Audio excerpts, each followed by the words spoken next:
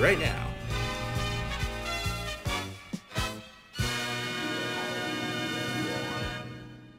On this episode of Ship Shape, we're sitting down once again with technical designer Randy Vasquez, who's going to take us through the very, very early white box of the Crucible interior. Randy, how you doing? Doing good. How about yourself? Good. Good. You ready to do this one more time? Let's do this. All right. Today we'll be looking at the Crucible, and kind of you can see right here, this is the kind of overall layout of the Crucible itself. So let's actually get you in. Actually, let me go to this real quick. So this kind of just breaks down the levels and layers of the Crucible. Again, this is really early concept, really early on, just designs in general. So we're going to go ahead and close that out and then jump in game. All right. So kind of what I've been working on is just building out the interior layouts. This is about maybe a week or so, maybe a little bit more. You haven't been on this into the very process. long. No. This is very early in the process. It really is, and this kind of touches some salvage, it touches repair, and probably a few other systems we can't talk about yet. So we're going to get into it. So as you can see here, we're going to go ahead and enter through the rear ramp, and this is going to be kind of where ships are inside of it. So single-seater ships will be sitting inside of this thing. Hornets, Gladius. Yeah, things like that, smaller ships that can be repaired internally. As you can see, as we first enter into this area, we have some cargo, we have where equipment would be, we have some cranes and everything set up so that way like arms can come out and kind of operate in that area. Okay. So as we continue through, we can see that we have some repair pumps, we have some fuel pumps, we have coolant pumps, so anything that ship would need to also help with refitting and resupplying. So that will also be a function of this type of ship. Okay. Now, since they're going to start on the bottom, we're going to look at we have some components on the sides, we have some airlock entryways. Basically, every single entry into the ship from the outside is going to be an airlock.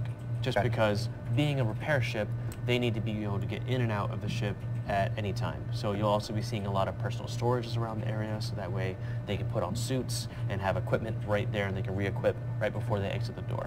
This work area it's not open like this, it has doors. So yes, it'll actually be enclosed that can actually open up as well. That's just another reason for the airlocks, because yeah, exactly. All right. Yeah, some of this stuff is going to be actually open to space, while others are not going to be open to space, and we're still very much on designing a lot of the exterior as well as the interior at the same time. It's actually been really cool. Ryan Church is the one working on this ship, and he's done some awesome work. So if you look up his stuff, you'll be able to see some of the stuff he's contributed to. Constellation, Idris. Yeah, not even just us, like his other work is pretty awesome. I mean, he's kind of good. He kind of knows how to do things. So this whole area is actually a module that can come in and out, or detach and be attached. So actually, these stations up here are actually part of the module that come off. So these are going to be the internal arm operators that will actually be able to get into the rest of the ship as well.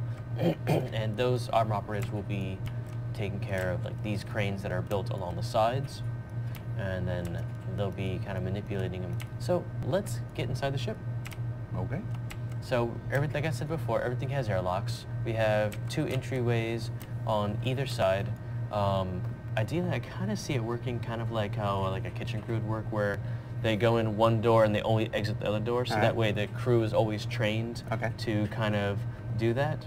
It kind of makes sense flow-wise, right? If the crew is trained that way, then it just makes it easier. Like, all right, I'm entering. You never have to worry about, yelling, make a hole, and then everybody kind of get congested. Exactly.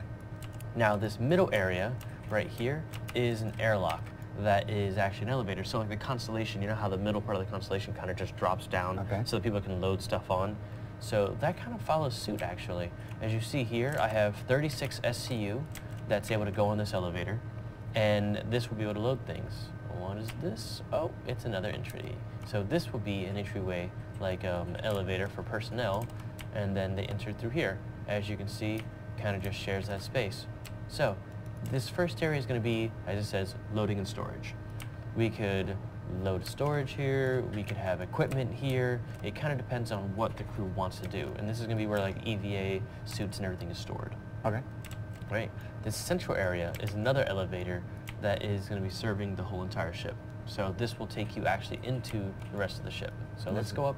Okay, this is in the center of that cylindrical area. All right. Yep. So Going up, we have engineering. So engineering will have a lot more components and piping and everything to basically keep the ship running. So as you see here, we have like an engineering station, and this is where the engineer is going to basically have most of his job. So there's also right here a repair station where they're going to be going through and doing anything to get ready for preparing for repairs and everything like that. And you had mentioned that there's going to be actually a post soon? Yeah, by the time folks see this, hopefully, there will be a detailed post on the repair system by our own Todd Pappy. So you'll get to read about repair gels and all this stuff that you have to do in preparation of repair. Nice. So that's what this station's for. So in engineering, also, it connects through airlocks again, the internal arm operations, and I'm kind of just going to show both sides to show that they both kind of feed into this this area is meant so that you can get to multiple parts of the ship multiple ways. And then this is observation deck, and we're going to have hopefully some screens set up here so that way if anybody's walking around doing something like that, you can check the status. Kind of like when you're at the doctor's and you have the screen set up and like, okay, this patient is set up like this. Yeah. It kind of has that type of we want that functionality. Okay. So hopefully just information everywhere, right? It's a repair ship. People should know where the status of repairs are no matter where you are. So continuing on with engineering, we have components off to the wings, and this is going to be like where fuel is, where the coolants are, where ballast is. This is going to have like the drone launch bays for the front of the ship. We can go on this side as well. Again, feeds into the rooms, so that way personnel space. You can even get up to the other level above, which we'll talk about in a few seconds. So the one thing that's about this room is besides the drone launch, ballast and power and fuel and stuff, this is actually where the engine array works. So as you can see here, this is the engine array, and we have large engines, one top, one bottom, and this thing actually slides across a track. So basically this thing will slide over here or slide back here, and this is going to be based on the mass. So if the center of mass changes, then the engine's arrays actually will move based on where their center of mass is. Gotcha. And this is because we're taking entire other ships Yep. into our hold. Yep. It's a little more than just cargo. Mm-hmm. Gotcha. All right. Nope. So that is the main purpose. So when this thing is to go in repair mode though, then basically this hole will line up with the center of the engine array. Okay. And then the player should be able to climb into it and then do your own repairs for your own ship if you need Gotcha. to. So that's kind of a unique thing for our game. We're not going to talk about drones for a while because that's going to be in another doc. So let's, instead of going to the elevator, let's go ahead and go up here now. So basically, we're up here now, and don't worry, a lot of these things you won't be able to see in the real ship. This is all just very much early on white box stuff. So this is about the earliest white box you can have, guys. So yeah, it's you pretty said early you on. wanted to see how the sausage was made. This is as early as the sausage is being made here. So this actually goes into the crew quarters, and 2 crew members would be sleeping in this area, and just some little lounge area for their own. And then if they want to read a book, they don't want to lay down or something like that. But each individual cruise pod will be its own dedicated escape pod as well. So Okay. if catastrophic failure happens, then they're able to jump in there and kind of get out of Dodge. So this is the crew common area where, they would cook meals, they would eat, store food, kind of have like a little lounge where they can just chill and chat and stuff. Bathrooms, showers, all that stuff would be in this area right here. And then on the other side, more of the same. That way I kind of keep it separated a little bit. Yeah.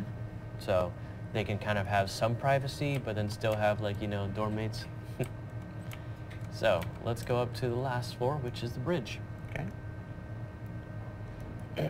All right, so now the bridge is unique, right, in that it is meant to actually rotate. Okay. So we're still figuring out the designs, whether it's going to be the interior only rotating or if it's going to be the whole entire top part rotating. And Gotcha. the reason why this would be rotating is we have 3 crew members up here, right?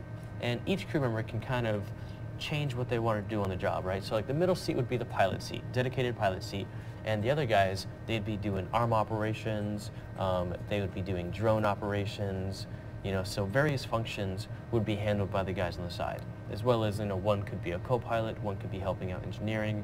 The engineering station is probably the main station that's doing just that, but then also the engineer would probably go over and take care of repair preparations and probably anything else they want to do, right? Mm-hmm. Even though this ship is only manned by 4 people, there's at least 7 stations on this thing. Yeah. So that way people will need to actually switch around, do different things. So this ship will keep people busy. So you've got the arrows on the floor there. I should have guessed it was going to turn around. Yeah, it's one of the things we're working on. So as we said before, airlocks everywhere. We have escape pods here, 2 more over here, so that way the crew can get out if they're either in the bridge or if they're in the crew quarters. So there's always something they can reach, right? Gotcha. So right here, this airlock actually will take them out to this area right here. So if there's something they need to get to really quickly, they can EVA out, and this is right on top of the observation deck. And again, they can kind of EVA out again and go down to different levels. People I see kind of swarming all over the place and kind of just going from there. So we kind of wanted to keep that as in it is a repair ship. It is meant to be entered and exited quickly, to be able to get to different areas, different levels really easily based on what the needs of the ship is. Very cool. So I think Ryan had talked about things where the seats themselves are actually going to be on tracks. So based on what is happening with the ship, then basically you get better visibility. So like these things will be moving forward, or these things will be moving backwards. Like there's still a bunch of things that we have to work out and kind of go from there. So, and then once these things are turned over here, then this is the view that they'd be seeing. So they can kind of overview everything and look over everything. All right, so let's do something real quick. I want to show you guys kind of, this is what the ship kind of looks like when we have other ships. As you see, I started with some smaller ships, kind of placing them around inside here. I have like an Argo in there. I have some other things like the Constellation, the Retaliator, and we can kind of see with the thing open, these things can fit up to a point. Mm-hmm. And then that's when these arms kind of will unfurl and start doing some of the repair. So, and for even larger ships, drones and these repair arms will be used. Gotcha. So it really depends on the different type of repair that they will need to get done. They'll use different tools to repair it. Gotcha. And so this is why you'd want the command module to rotate, because when you have such a large ship in here, the existing observation deck, when you end up looking at the underside of the Retaliator there.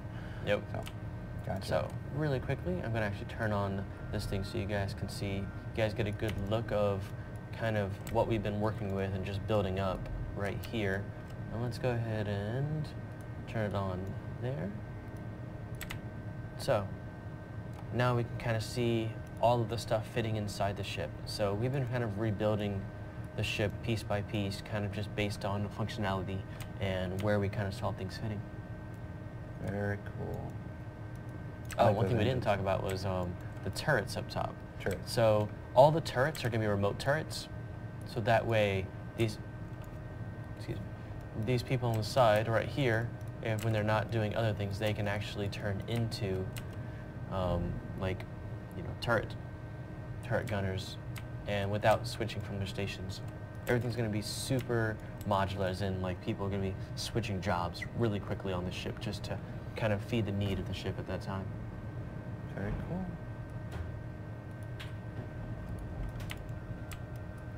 And that is about it for this. I really hope you guys enjoyed it. Yeah, man, Randy.